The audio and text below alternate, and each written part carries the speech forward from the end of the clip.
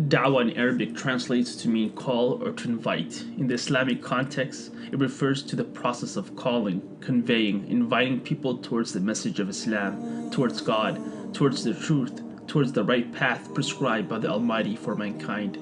The call of Dawah invites, inclines, and encourages people to voluntarily submit to the will of Allah by worshipping Him alone and following His commandments. Dawah was the basic mission of the messengers and prophets of God. They were selected by the Almighty to convey and call people to submit and worship Allah and follow the path of Islam. They called people out of darkness into light, from calling people to worship the one true God and shun false deities. Prophet Muhammad is the last and final prophet and messenger of God who was sent to mankind. Without any more prophets with us, it becomes a noble obligation for Muslims to convey the message of God and to guide mankind to the truth. In Prophet Muhammad's final farewell sermon, he ended with, "Let those who are present convey to those who are not present." God states in the Quran, "And let there be arising from you a nation inviting all that is good, enjoining what is right and forbidding what is wrong, and those will be the successful." Quran 3:104. The person who engages in spreading the word of Islam is called a da'i. However, not all forms of spreading Islam would require specialized training. Whereas preaching to a group of people will require some training, Dawah can be given by any Muslim simply by living and following the teachings of Islam as an example. When it comes to Dawah by speech, our Prophet narrated, "Convey my teachings to the people, even if it were a single sentence." So calling to the path of Allah is not meant only for scholars, rather it's a general command to everyone to invite on a basic level.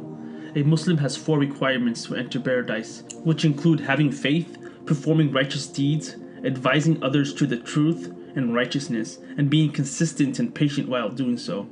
Muslims are blessed and honored to possess God's revelation, and Muslims are directed to present this message to mankind with hikmah, wisdom, to clarify the meanings and explanations of this message in effective ways by tailoring the message for the listener in ways he or she can understand based on their capacity and background. Invite to the way of your Lord with wisdom and good instruction, and argue with them in the best manner possible. Indeed, your Lord is most knowing of who has strayed from his way, and he is most knowing of who is rightly guided. Quran 16:125. Giving da'wah or spreading the word of Islam can come in different forms and not given solely via speech, preaching, or passing literature. In fact, the most effective and significant way to demonstrate and teach Islam is by having a good character, good personality, good manners, being kind, gentle, honest, truthful, and living by example, and being a good role model.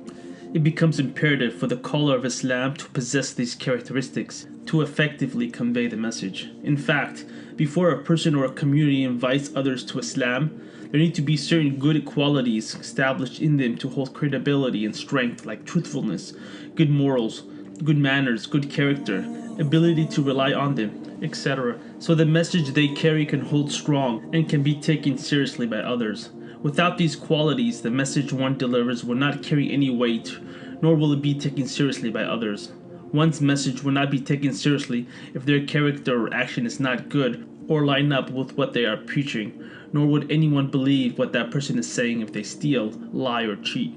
Our Prophet was known as the truthful, the trustworthy amongst his community decades before he started preaching Islam.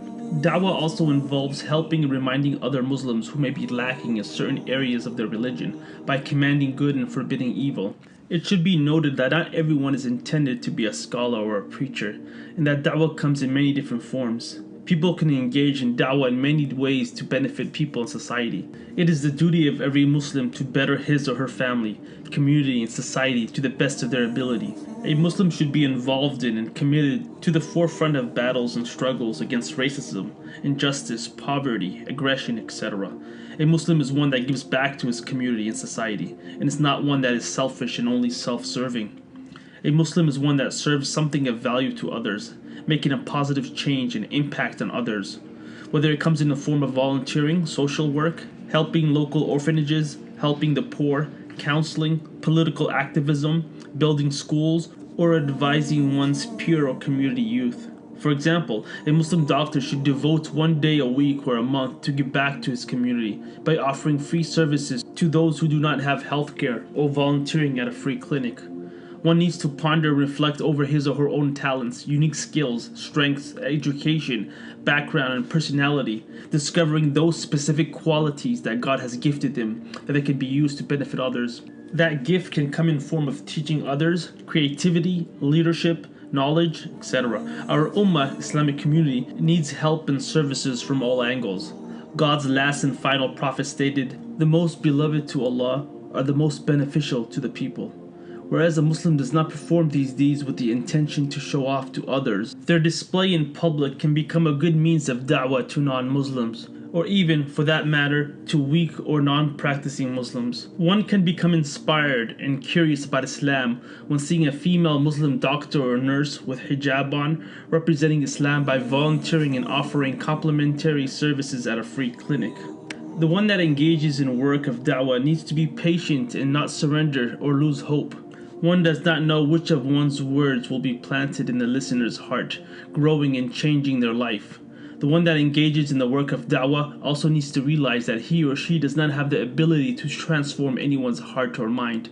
Rather, guidance can only come from God the Almighty. Allah knows who is worthy and qualified for His guidance. God tells His Messenger in the Holy Quran, "Indeed, you do not guide whom you like, but Allah guides whom He wills, and He is the most knowing of the rightly guided." Quran 28:56.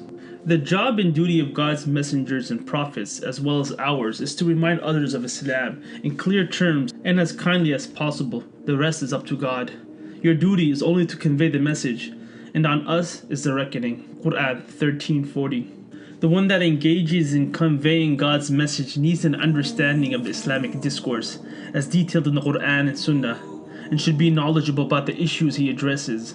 If one is discussing or debating people of other religions, he or she must have an understanding of these faiths, thus allowing them to build a common ground and talk to them about Tawheed, monotheism, the oneness of God, which they might be neglecting in their religion.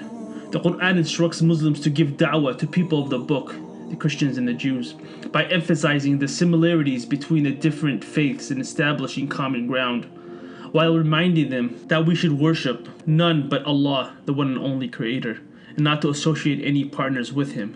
Say, O people of the Scripture, to come to common terms between us and you, that we will not worship except Allah, and not associate anything with Him, and not take one another as lords instead of Allah. But if they turn away, then say, bear witness that we are Muslims, submitting to Him. Quran 3:64. When engaging in dialogue with people of the book, our main goal is to present and invite them to join our beautiful religion, and not to necessarily talk down or prove their faith or book wrong, as there is a time and place for that. Our goal is to prove that what we offer is the true word of God, and that our religion is the only faith acceptable to God. The one engaging in da'wah dialogue has a goal not to win the argument, but to win over the person. Sometimes heated arguments serve only to distance a person from Islam. When giving da'wah, one should not make the other feel worthless or denounce him. The attitude of the person inviting should be gentle, kind, and beautiful, the same one would offer if they were inviting them to their own home. It becomes imperative that one conveys the message with softness and gentleness, because an attitude of harshness could discourage and further people from the truth. In fact, God tells Prophet Muhammad in the Holy Quran, if he was harsh and stern in conveying the message to his companions, known to be the best people that ever lived, they would have dispersed from him.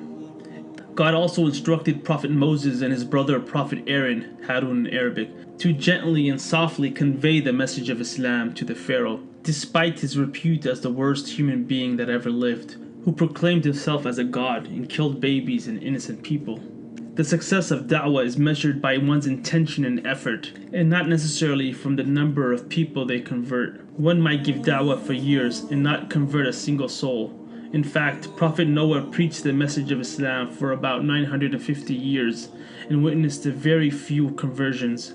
It's important that one continues to constantly remember the intention of his work, which is all and always for the sake of God.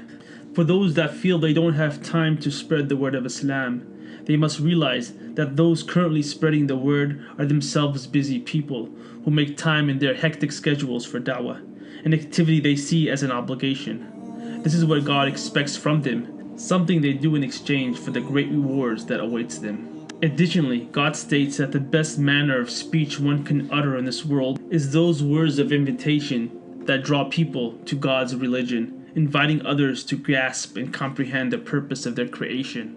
God states, "And who is better in speech than the one who invites to Allah and does righteousness and says, 'Indeed, I am of the Muslims'?" Quran 20:23-24.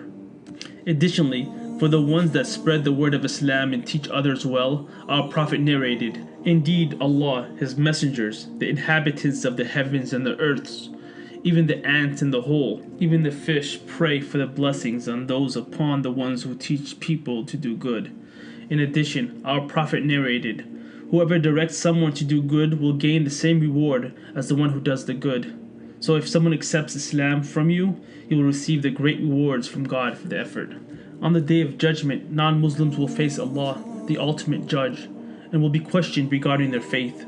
Your non-Muslim friends, colleagues, classmates, and neighbors can potentially incriminate you as a person who failed to give them the message. This is why you must convey the message of Islam, carrying it out in your daily life in speech and in actions. God states in the Quran that He has made us the middle nation, so we could testify to all people. God has honored and chosen us to service humanity, guiding people back to God. Oh, my dear brother or sister, you need to carry the message of Islam in your daily life. It should show in your character, your dealings with others, your business transactions, and in your everyday tasks. Otherwise, our Prophet may serve as a witness against you on the Day of Judgment, and you could potentially get punished for your neglect of this vital and important life task.